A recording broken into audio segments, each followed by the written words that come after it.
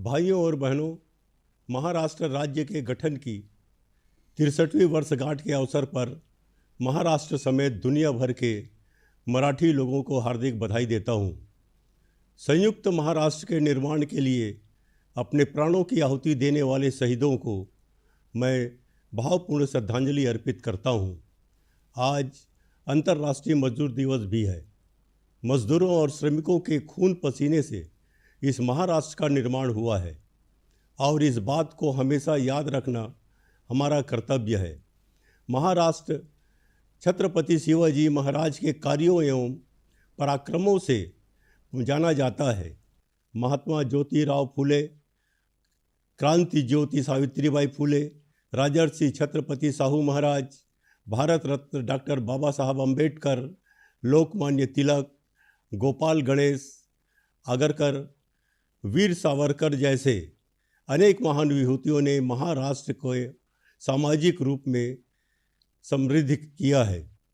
हिंदवी स्वराज्य के संस्थापक छत्रपति शिवाजी महाराज के शिव शकानुसार शिव राज्याभिषेक का यह 350वां वर्ष है। इस अवसर पर आगामी 2 जून से 9 जून 2023 तक की अवधि में शिव राज्याभिषेक महोत्सव आयोजित किया जाएगा। छत्रपति शिवाजी महाराज के जन्म स्थान किला शिवनेरी पर महाराज के जन्म जीवन चरित्र पर आधारित संग्रहालय का निर्माण किया जाएगा। इसके अलावा पुणे के अंबे गांव में छत्रपति शिवाजी महाराज संकल्पना उद्यान का भी निर्माण किया जाएगा। वीर सावरकर का जन्मदिन 28 मई राज्य सरकार के द्वारा स्वतंत्र वीर गौरव दिवस के रूप में मनाया जाएगा। मेरी सरकार ने 19 फरवरी 2023 से राज्य गीत के रूप में जय जय महाराष्ट्र माझा इस गीत को स्वीकार किया है। कोविड ने तीनों लहरों का सुनियोजित तरीके से मुकाबला करते हुए महाराष्ट्र ने पूरे देश के सामने एक मिसाल पेश की है। अभी कोविड के मरीज बढ़ रहे हैं, इसलिए महाराष्ट्र की जनता को अपने स्वास्थ्य का ध्यान रखने का आह्वान करता हूँ। महात्मा ज्योतिराव फुले जन स्वास्थ्य योजना में इलाज की सीमा सालाना 1.5 लाख रुपए से बढ़ाकर 5 लाख रुपये की गई है। साथ ही इसमें नए 200 अस्पतालों को भी शामिल किया जा रहा है। राज्य में 14 सरकारी चिकित्सा महाविद्यालयों के निर्माण कार्य प्राथमिकता से किए जाएंगे। मुंबई के जीटी अस्पताल में ट्रांसजेंडर के लिए विशेष कक्ष शुरू किया गया है। मेरी सरकार कोविड के बाद राज्य की अर्थव्यवस्था को फिर से गति देने और रोजगार के निर्माण पर जोर दे रही है। महाराष्ट्र में लॉजिस्टिक पार्क के निर्माण का निर्णय भी लिया गया है। राज्य के स्टार्टअप इकोसिस्टम बढ़ाने पर भी जोर दिया जा रहा है। भारतीय स्वतंत्रता का अमृत महोत्सव मनाते समय मेरी सरकार के जरिए विविध विभागों में 75,000 सरकारी नौकर भर्ती करने की प्रक्रिया तेजी से जारी है। इसके अंतर्गत राज्य की पुलिस यंत्रणा को भी सक्षम करने के लिए 18,331 सिपाही भर्ती प्रक्रिया भी प्रगति पथ पर है। मेरी सरकार ने 45 विविध उद्योग और उद्योग समूह के साथ करार करते हुए 1,25,000 रोजगार उपलब्ध कराए हैं। युवाओं को रोजगार सक्षम बनाने के लिए महाराष्ट्र राज्य कौशल विश्वविद्यालय का निर्माण किया गया है। प्रत्येक जिले के कम से कम 500 युवाओं को जल पर्यटन, कृषि पर्यटन, कारवां पर्यटन, साहसी पर्यटन एवं शाश्वत पर्यटन इस तरह से आतिथ्य क्षेत्रों में प्रशिक्षण देकर युवाओं को रोजगार सक्षम किया जाएगा। गत वर्ष में मनरेगा में 36.32 लाख मजदूर को काम दिया गया है। देश में महाराष्ट्र $1 ट्रिलियन अर्थव्यवस्था का प्रथम क्रमांक का राज्य होने के लिए मेरी सरकार ने विकास की पंचसूत्री योजना तैयार की है। G20 परिषद की यजमान पद भारत को मिलना देश के लिए बहुत ही गर्व एवं खुशी की बात है। G20 परिषद के ढांचागत सुविधाओं में कार्य गुटों में महाराष्ट्र में अब तक मुंबई, पुणे औरंगाबाद, नागपुर में बैठकें हुई है और इसमें शामिल प्रतिनिधियों ने परिषद की बहुत सराहना की है। मेरी सरकार ने हिंदू हृदय सम्राट बाला साहब ठाकरे महाराष्ट्र समृद्धि महामार्ग का 88वां फीसदी से अधिक काम पूरा किया है। नागपुर से शिरडी के बीच 521 किलोमीटर लंबाई के रास्ते का लोकार्पण कर यह रास्ता यातायात तक के लिए खोल दिया गया है। अब तक इस महामार्ग का 10 लाख से अधिक वाहनों ने उपयोग किया है। नैसर्गिक आपदा में हुई क्षति के पंचनामे समय पर हो सके, इसके लिए सूचना प्रौद्योगिकी मदद ले रहे हैं। अब निरंतर हो रही बारिश के क्षति के लिए भी मदद की जाएगी। मेरी सरकार ने किसानों की उपज बढ़े, इसके लिए प्रधानमंत्री कृषि सम्मान योजना में राज्य सरकार के अनुदान में वृद्धि के लिए नमो किसान महासम्मान निधि योजना लाई है। इसमें केंद्र सरकार के जरिए हर साल प्रति किसान 6,000 रुपये दिए जा रहे हैं और अब राज्य सरकार भी प्रति किसान 6,000 रुपये देगी। इससे राज्य के किसानों को 12,000 रुपये प्रति वर्ष मिलेंगे। प्रधानमंत्री पीक बीमा योजना के बीमा किस्त में 2% रकम किसानों को भरनी पड़ती थी, लेकिन अब यह रकम मेरी सरकार के जरिए अदा करने की जाएगी और किसान सिर्फ 1 रुपया भरकर प्रधानमंत्री पीक योजना के पोर्टल पर पंजीयन कर सकेंगे।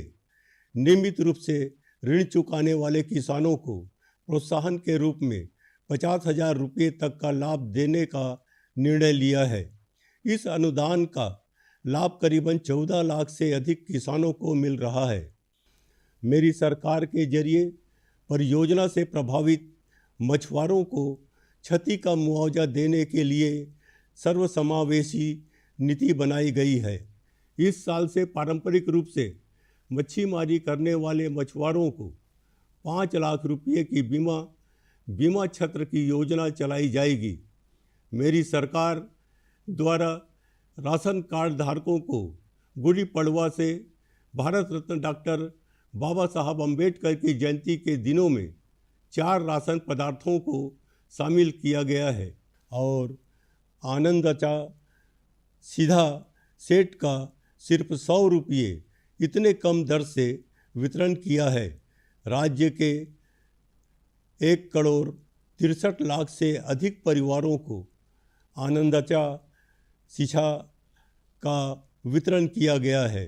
मेरी सरकार ने लड़कियों के सक्षमीकरण के लिए लेक लाडकी यह नई योजना लाई है। इस योजना के अंतर्गत पीले और केसरी राशन कार्ड धारक परिवारों में बच्ची के जन्म के बाद से 18 साल के होने के बाद तक नगद 75,000 रुपये देने की योजना है। महिलाओं को राज्य परिवहन महामंडल की बसेस में यात्रा टिकट दर में सीधे 50% छूट लागू की गई है। महिलाओं को घर खरीदी में मुद्रांक शुल्क में 1% रियायत दी गई है। 75 वर्ष आयु के ऊपर के ज्येष्ठ नागरिकों को सभी प्रकार के एसटी बसेस से मुफ्त यात्रा एवं 65 से 75 आयु तक के ज्येष्ठ नागरिकों को एसटी के सभी प्रकार के बस किराए में 50% रियायत दी गई है। राज्य की आशा सेविका एवं गुट प्रवर्तक समेत आंगनबाड़ी सेविकाओं के मानधन में भी वृद्धि की गई है। सभी समाज वर्गों को साथ लेकर समावेशी विकास करने के लिए मेरी सरकार प्रतिबद्ध है। दिव्यांगों का संरक्षण, पुनर्वसन, रोजगार एवं स्वयं रोजगार का क्रियान्वयन करने के लिए मेरी सरकार ने दिव्यांग कल्याण विभाग का गठन किया है। मेरी सरकार ने राष्ट्रकुल खेल प्रतियोगिता के स्वर्ण पदक विजेता खिलाड़ियों की पुरस्कार राशि में 5 गुना वृद्धि की है। अब स्वर्ण पदक विजेता खिलाड़ी को 50 लाख, रजत पदक विजेता को 30 लाख और कांस्य पदक विजेता को 20 लाख रुपए पुरस्कार राशि दी जाएगी। राज्य के नागरिकों को किफ़ायती दरों में रेत मिलने के लिए एवं अनाधिकृत रेत उत्खनन पर रोक लगाने के लिए नई विस्तृत रेत नीति भी बनाई गई है। मराठी भाषा को अतिशीघ्र अभिजात्य शास्त्रीय भाषा का दर्जा दिलाने के लिए राज्य सरकार इस मामले को केंद्र सरकार के समक्ष उठा रही है। आगामी दिनों में अमरावती के रिद्धपुर में मराठी भाषा विद्यापीठ स्थापित किया जाएगा। मेरी सरकार ने वन्य प्राणियों के हमले में मृत्यु होने पर आर्थिक सहायता की राशि बढ़ाकर 15 लाख रुपए से 20 लाख रुपये तक की है। मैं आज के दिन एक नया और मजबूत महाराष्ट्र के निर्माण के लिए सभी को एक साथ आने का आह्वान करता हूँ। पुन्हा एकदा महाराष्ट्र दिनाच्या या मंगल प्रसंगी राज्यातील जनतेला मी हार्दिक शुभेच्छा देतो। जय हिंद, जय महाराष्ट्र।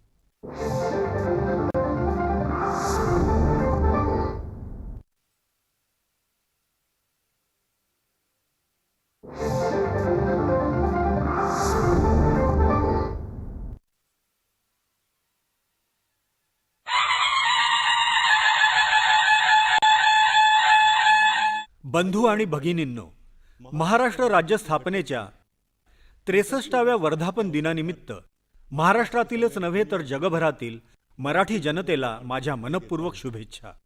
संयुक्त महाराष्ट्राच्या निर्मितीसाठी बलिदान दिलेल्या हुतात्म्यांना मी भावपूर्ण आदरांजली अर्पण करतो। आज आंतरराष्ट्रीय कामगार दिन देखील आहे। कामगारांच्या आणि श्रमिकांच्या घामातून हा महाराष्ट्र घडला आहे। त्यांचे स्मरण ठेवणे हे आपले कर्तव्य आहे। महाराष्ट्र छत्रपती शिवाजी महाराजांच्या कार्याने आणि कर्तृत्वाने ओळखला जातो। महात्मा ज्योतिराव फुले, क्रांतिज्योती सावित्रीबाई फुले, राजर्षी छत्रपती शाहू महाराज, भारतरत्न डॉक्टर बाबासाहेब आंबेडकर, लोकमान्य टिळक, गोपाळ गणेश आगरकर, वीर सावरकर अशा अनेक विभूतींनी महाराष्ट्राला सामाजिक दृष्ट्या समृद्ध केले। हिंदवी स्वराज्याचे संस्थापक छत्रपती शिवाजी महाराजांच्या शिवशकानुसार शिवराज्याभिषेकाचे हे 350वे वर्ष आहे। या निमित्ताने येत्या 2 जून ते 9 जून 2023 या कालावधीमध्ये शिवराज्याभिषेक महोत्सव आयोजित करण्यात येणार आहे।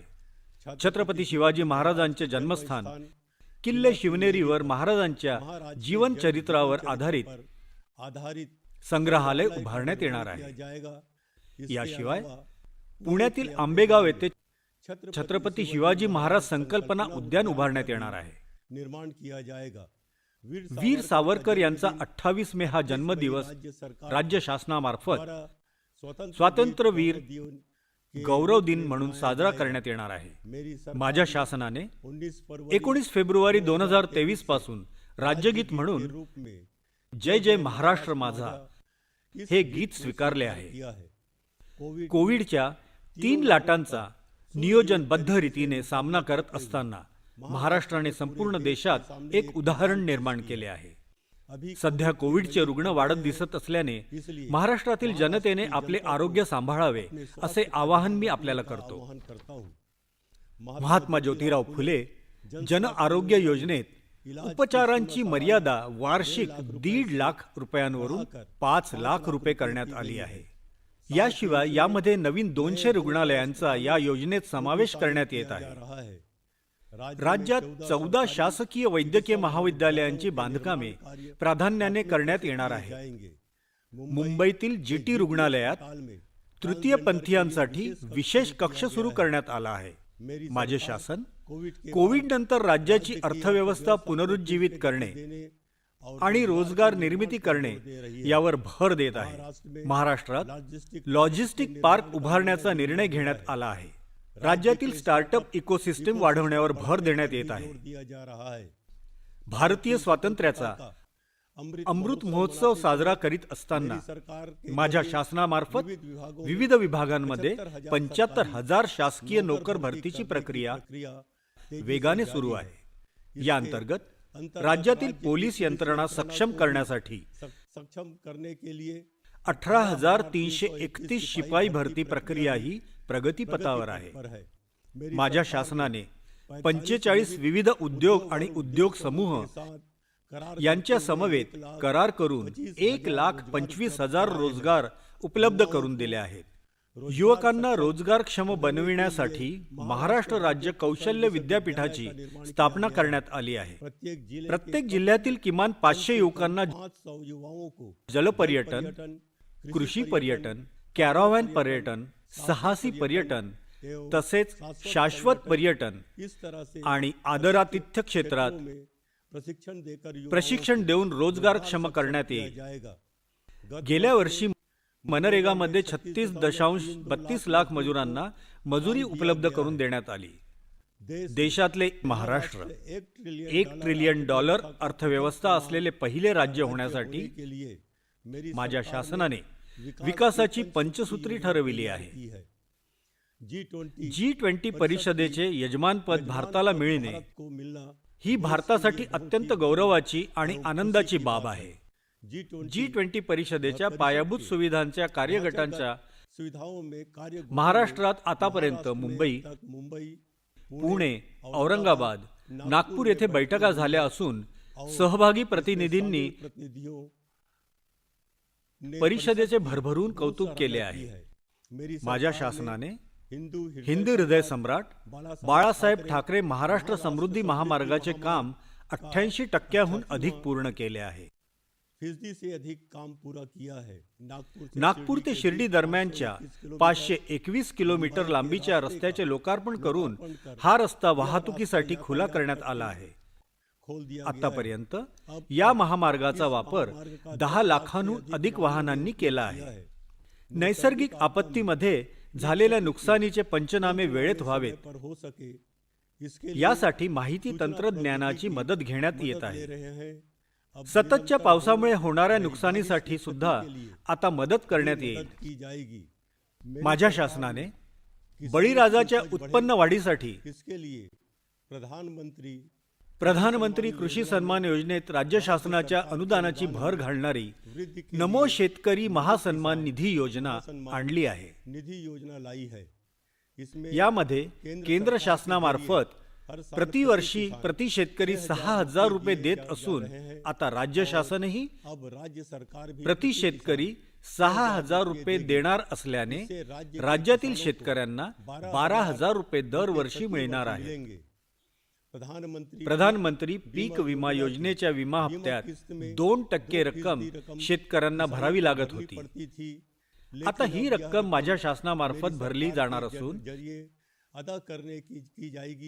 शेतकऱ्यांना केवळ 1 रुपया भरून प्रधानमंत्री पीक विम्याच्या पोर्टलवर नोंदणी करता येईल। नियमित कर्ज परतफेड करणाऱ्या शेतकऱ्यांना प्रोत्साहन म्हणून 50,000 रुपयांपर्यंत लाभ देण्याचा निर्णय घेण्यात आला आहे। या अनुदानाचा लाभ सुमारे 14 लाखांहून अधिक शेतकऱ्यांना मिळत आहे। माझ्या शासनामार्फत प्रकल्प बाधित मच्छीमारांना नुकसान भरपाई देण्यासाठी सर्वसमावेशक धोरण करण्यात आले आहे। या वर्षापासून पारंपरिक मासेमारी करणाऱ्या मच्छीमार बांधवांसाठी 5 लाख रुपयांची विमा छत्राची योजना राबविण्यात येणार आहे। माझ्या सरकारद्वारा शिधापत्रिका धारकांना गुढीपाडव्यापासून भारतरत्न डॉक्टर बाबासाहेब आंबेडकर यांची जयंती या काळात 4 शिधा जिन्नसांचा समावेश असलेल्या आनंदाचा शिधा संचाचे फक्त 100 रुपये इतक्या माफक दराने वितरण केले। राज्यातील 1,63,00,000 अधिक कुटुंबांना आनंदाचा शिधा वाटप करण्यात आला। माझ्या शासनाने मुलींच्या सक्षमीकरणासाठी लेक लाडकी ही नवीन योजना आणली आहे। या योजनेअंतर्गत पिवळ्या आणि केशरी रेशन कार्ड धारक कुटुंबातील बच्ची के जन्म के बाद से मुलींच्या जन्मानंतर ती 18 वर्षांची झाल्यानंतर रोख 75,000 रुपये देण्याची योजना आहे. देने की योजना है. महिलाओं को महिलांना राज्य परिवहन महामंडळाच्या बस प्रवासात तिकीट दरात सरसकट 50% सवलत लागू करण्यात आली आहे.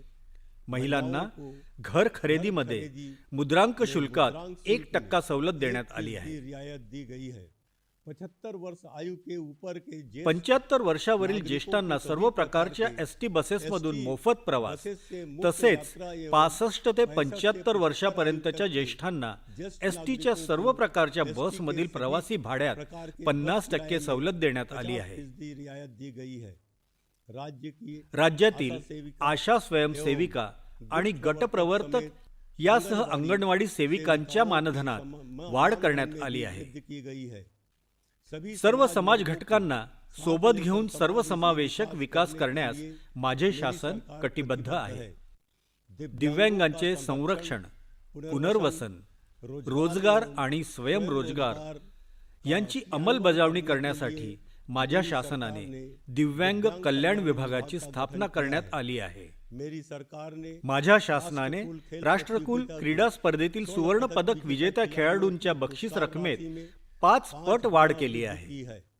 आता अनुक्रमे सुवर्ण पदक विजेत्या खेळाडूंना 50 लाख, रौप्य पदक खेळाडूंना 30 लाख आणि कांस्य पदक विजेत्या खेळाडूंना 20 लाख रुपये बक्षीस रक्कम दिली जाणार आहे. राज्यातील नागरिकांना स्वस्त दरात वाळू मिळण्यासाठी तसेच अनधिकृत रेती उत्खननाला आळा घालण्यासाठी नवे सर्वंकष असे रेती धोरण तयार करण्यात आले आहे. मराठी भाषेला लवकरच अभिजात भाषेचा दर्जा मिळावा याकरिता शासन केंद्राकडे पाठपुरावा करीत आहे. केंद्र सरकार के समक्ष उठा रही है. येत्या काळात अमरावती येथील रिद्धपूर येथे मराठी भाषा विद्यापीठ स्थापन करण्यात येणार आहे. माझ्या शासनाने वन्य प्राण्यांच्या हल्ल्यात मनुष्यहानी झाल्यास आर्थिक सहाय्याच्या रकमेतही 15 लाख रुपयांवरून 20 लाख रुपये इतकी वाढ करण्यात आली आहे. मी आजच्या दिनी एक नवीन आणि बलशाली महाराष्ट्र घडविण्यासाठी आपण सर्वांनी एकत्र येण्याचे आवाहन करतो. पुन्हा एकदा महाराष्ट्र दिनाच्या या मंगल प्रसंगी राज्यातील जनतेला मी हार्दिक शुभेच्छा देतो. जय हिंद, जय महाराष्ट्र.